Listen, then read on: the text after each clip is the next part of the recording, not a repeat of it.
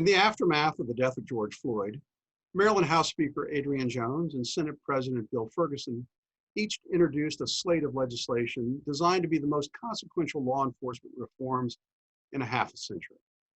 Last week, the Maryland Senate passed 9 reform measures, and this week, the House will seek to reconcile the 2 different sets of bills. Joining us today is former House of Delegate member Marice Moralés to provide insight on this important legislation. Marice, welcome to the program. I hope this is the first of many appearances. And given your background in the House of Delegates, can you tell us what was the motivation for these sweeping legislations? Absolutely, Casey. Thank you so much for the invitation today. As a former member also of the Judicial Proceedings Committee in the House, this is a debate that has been in Annapolis for over a decade.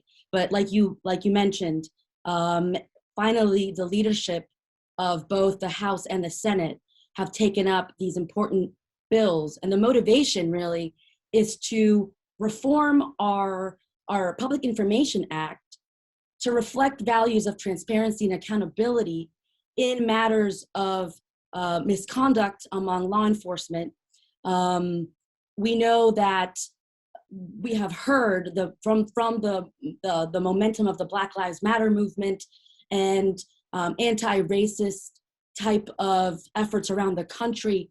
There has been a focus on the relationships between Black communities and law enforcement. And for that reason, we have members of the House like Delegate Gabe Acevedo, who put in bills, and Speaker Jones, who also had a parallel bill, and we'll get into nuts and bolts of that.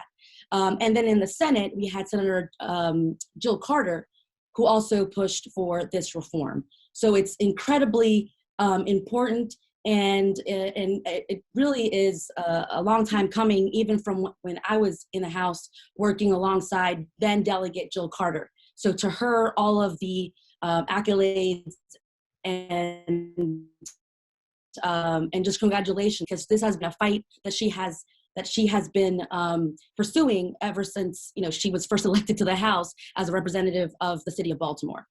So several of the reforms, as you mentioned, are directed at making a greater amount of police transparency in the process, and making police officers' records available to the public.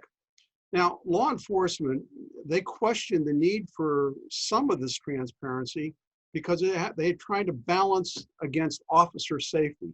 They're saying that having some of this information out there makes the officers' lives in jeopardy and makes their families' lives in jeopardy. So is that a reasonable concern? Yeah, so that's an argument that has been used, like I said, even when I was in the House. All this bill does, and this is the Senate bill that we're talking about, and as we're speaking, there's a debate in the House as to what amendments will be picked up. But right now, the bill that has passed the Senate, all that it's going to do is it's for the purposes of the PIA, the Public Information Act, any records dealing with disciplinary actions or internal affairs investigations or hearings around the wrongdoing of a law enforcement officer will not be deemed a personnel record. And that was the kind of the protection that law enforcement members had when the public would ask for for a PIA report. Essentially, none of the disciplinary actions would be shown there. And you or I or any member of the public is subject to similar investigations all the time. When you are a public servant, anybody can look up anything around disciplinary actions. And when it comes to law enforcement, for whatever reason, and we know what the reason was, the Fraternal Order of Police has for a long time done this advocacy. And so it really is a win for the public. In addition to the PIA reform, the only other thing that this bill would do is around what we call the interagency or the disciplinary boards that would formerly, they were made up by 3 officers, so peers of the individual who's being disciplined.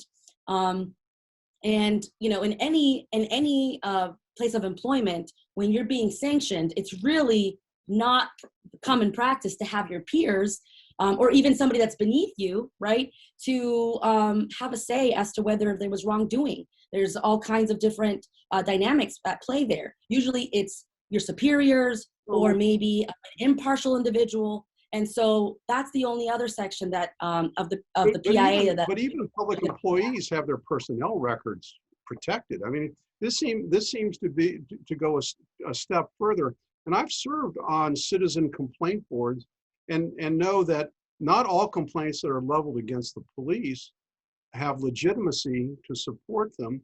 And there's a special quality to law enforcement.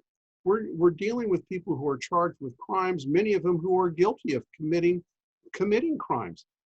To open up all of these records, I think the Fraternal Order of Police has a legitimate argument about police safety. Right, and then I agree with you in that law enforcement, it's a special category of a public servant, and as such, they have a heightened responsibility to the taxpayer and to the communities that they're supposed to be there to protect.